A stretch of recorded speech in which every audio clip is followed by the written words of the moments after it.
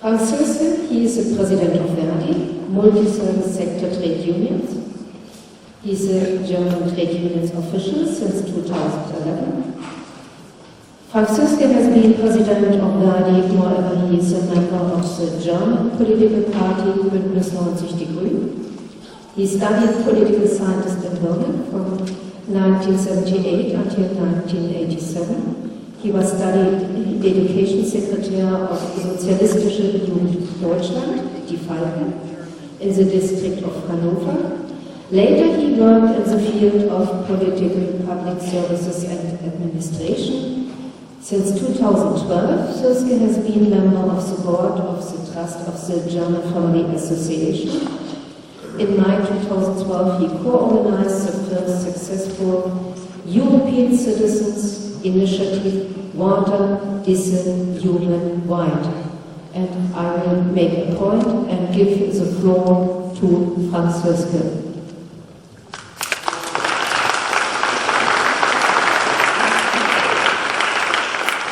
Thanks a lot, dear friends. I speak in German.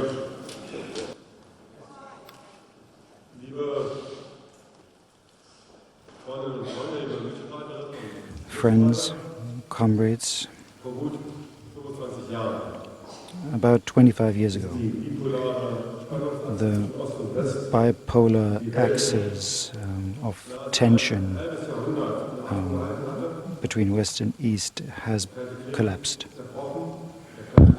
The Cold War has ended about 25 years ago with all its proxy wars, and that seemed to be the end of the MDE era, the mutually assured destruction.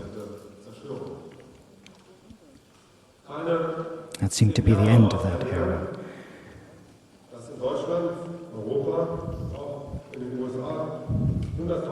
In Germany and Europe and in the US 10 years ago, among them many trade unionists with a lot of controversy in their own organizations, they protested against the NATO agreements which deployed nuclear warheads in Europe.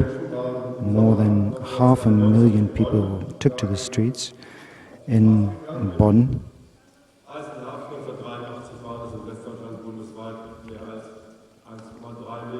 In 1983, more than 1.3 million people took to the streets in Western Germany. So with the end of the Cold War, we hoped for a so-called peace dividend, because we had to spend enormous sums into military and weaponry and weapons systems. We wanted to spend this money in a more sensible way, to spend it on social issues.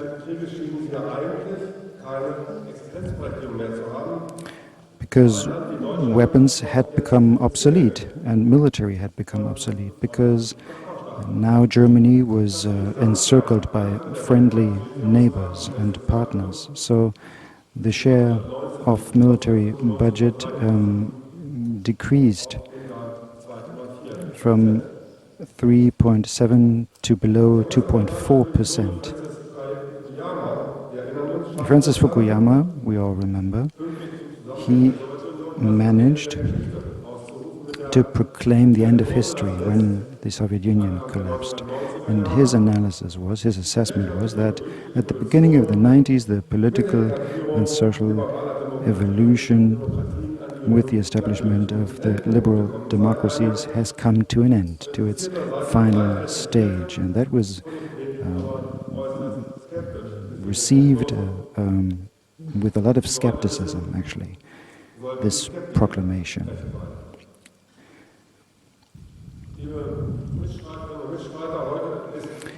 Dear comrades,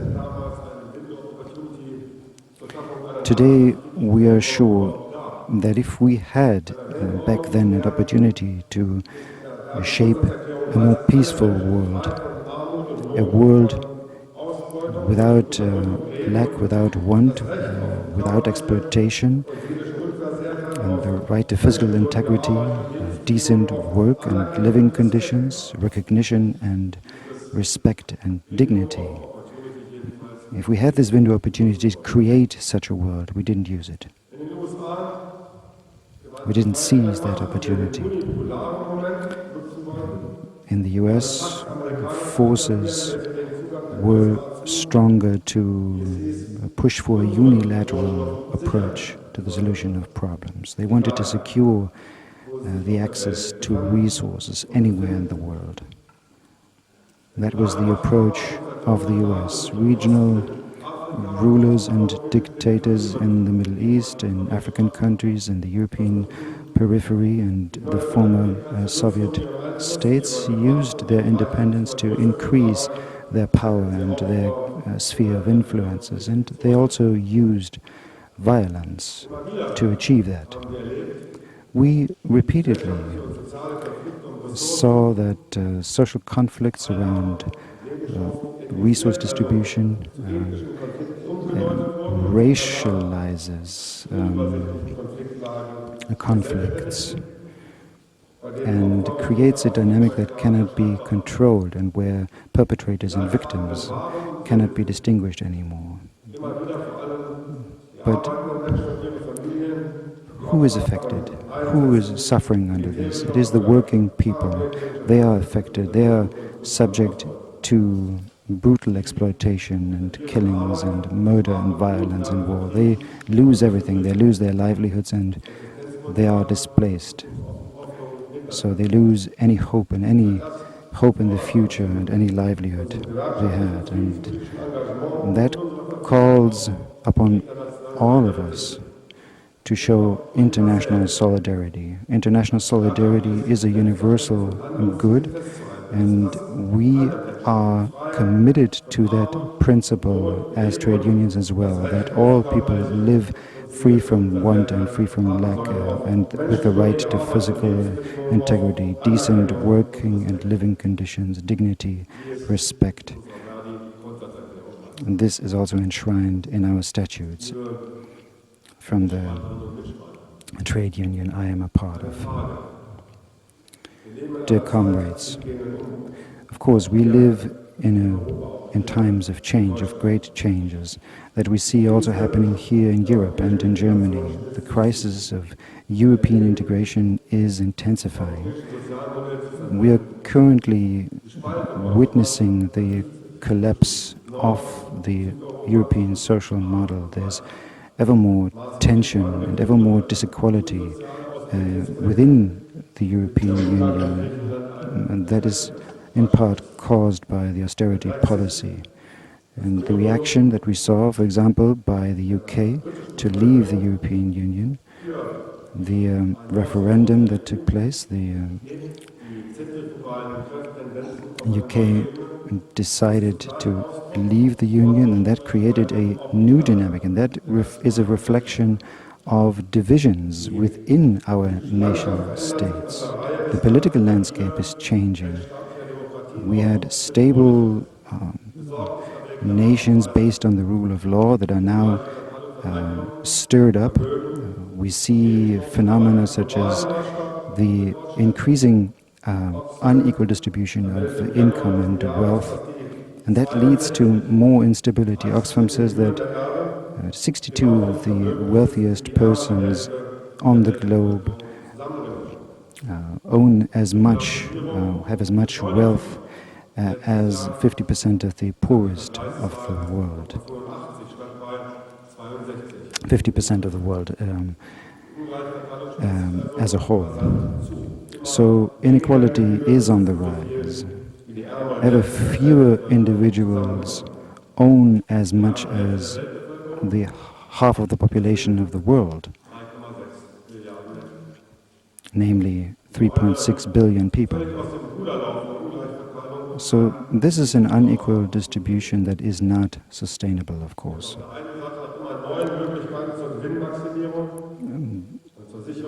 There are those who look for new means of profit maximization and gaining more influence, increasing their power on the one hand, and on the other hand, precarity and hopelessness and desperation is on the rise as well. And they try again to remediate that by excluding others, by marginalizing others in turn. They look for ways out of their situation, and they look to ideologies, even including mass murder and other things. So if we consider all these things, we cannot say that there was a peace dividend after the Second World War, because military budget, military spending has increased, and military interventions, wars and conflicts are on the rise as well. We had a lot of hopes, we harbored a lot of hopes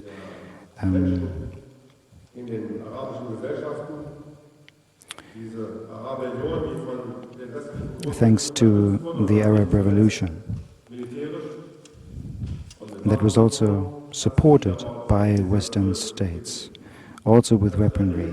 But this has shifted.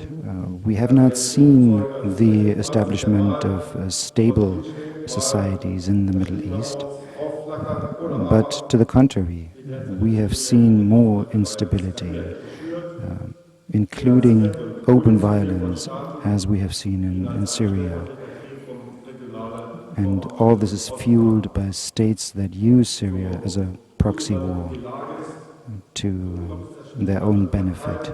So it's a very complex situation, different conflict parties that are involved, and as complex or as unpredictable is the outcome of all this. And this makes democratic developments in the region even more seem more impossible and far off. Of course, it all started with people protesting against the scarcity of food and the increase of food prices. And the young took to the streets because they didn't have any hope for the future. They didn't have any future perspectives. So, and add to this, to these struggles for the redistribution of resources, add to this the effects of climate change, for example. Dear comrades, all this shows us that we need a different trade policy. Our current trade policies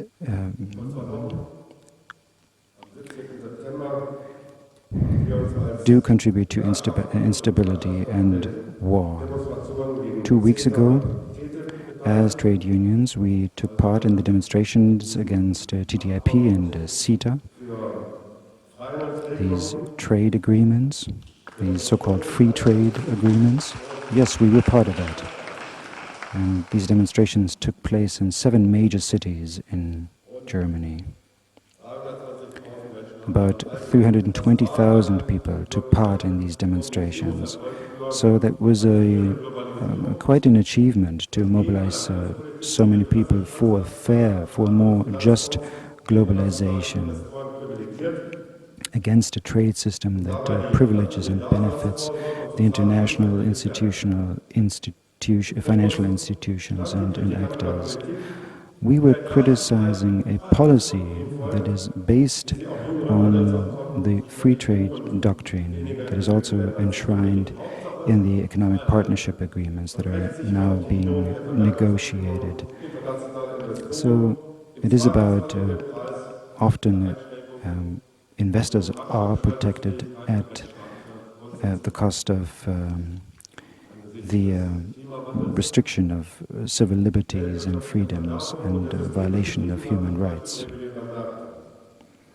These unregulated markets, this is a systemic failure, a systemic issue, and it leads to social unrest and conflict because it destabilizes societies. At the same time, we see a lack of investment, real investment, in developing countries for real social development. Germany has to do its share as well. Of course, we have to stop military spending and arms trade, and the German government has to live up to its responsibility in this area as well. Let me just give you an example. The West African states import 25% of their food supply, especially from European Union countries.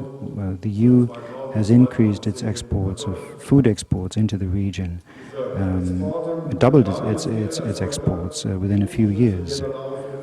And these are agricultural exports subsidized agricultural products that destroy the agricultural systems in those countries and also deprive millions of smallholders of their livelihoods.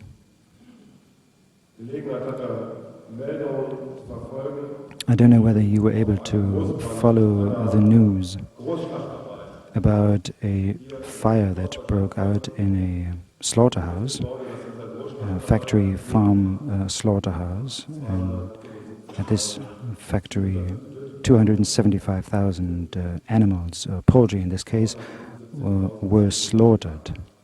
This is just one factory.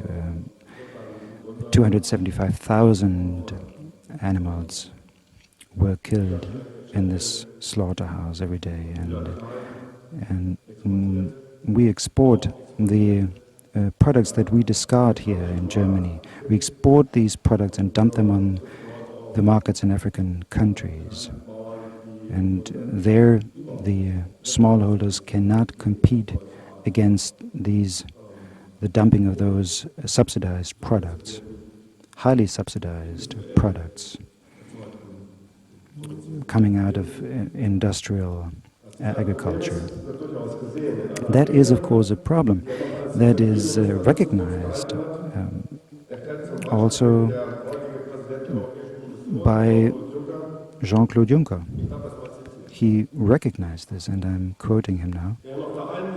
On the one hand, development policy is trying to support the poorest of the poor to come out of poverty. At the same time,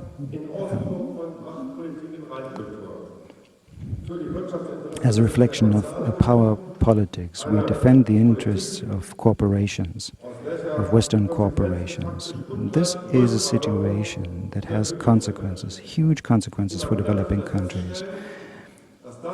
Time and again, we are seeing that we give something, but at the same time we take something away from them. We take much more away from them than we give them. So in order to increase profitability of corporations, in order to achieve that, societies are being destroyed in African countries, and markets are being destroyed as well. And we have to stop this short-sighted and devastating trade policies that we are currently still pursuing. It is up to us to do that. People in African countries have the right to be able to regulate their own markets and to protect their small producers. Otherwise, this kind of trade policy will only fuel social ills, will create more refugees, and will create violent conflicts. We have to start right there. If we are serious about changing, improving the living conditions in countries where refugees come from, where people are fleeing, are being displaced and flee. Because the cause of many conflicts and crises and civil wars, and also the causes, thereby also the causes of displacement and migration, is the huge gap between rich and poor, the huge inequalities that are rampant throughout the world. We cannot fight these causes with more military spending or arms trade.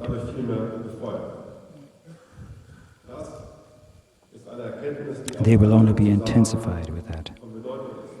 That is, to recognize this is also relevant in other areas. When we look, for example, at the situation, the so-called Islamic State, or the commander of the UN Special Forces in the Middle East, General Major Magata, in the Süddeutsche Zeitung, was quoted saying, "We haven't destroyed the idea of the Islamic State. We haven't even understood the idea of the Islamic State." And Caroline Emke writes in the Süddeutsche Zeitung, every anti-terror campaign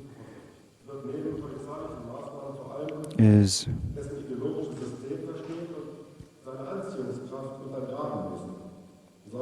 trying to fight the Islamic State, has to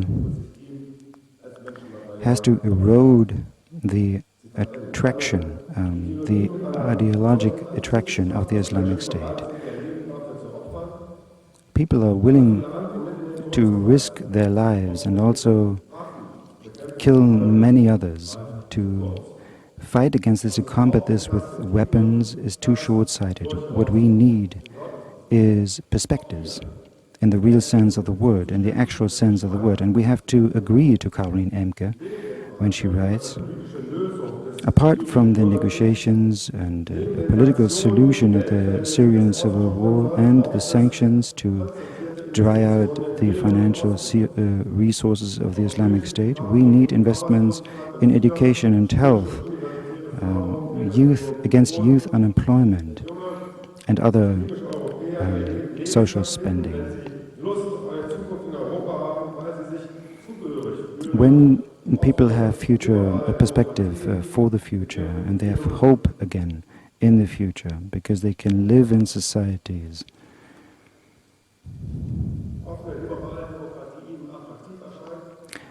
that offer ideas and offer concepts that are attractive to them, then extremism,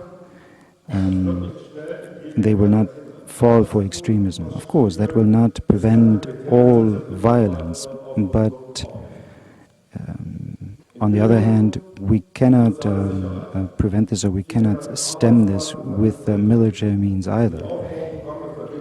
So we need labor market policies, we need social spending, we need a different trade system, different trade policies, and this is what we are committed to at the national and at the international level as trade unions as well. But of course we need partners for that, and therefore this conference is very crucial, because everywhere in the world, as Ban Ki-moon writes as well, there are people, there are organizations and communities that work to develop creative solutions for humanity, to combat climate change in favor of social, of public goods and public services, human rights and sustainable development and support for the poorest in society.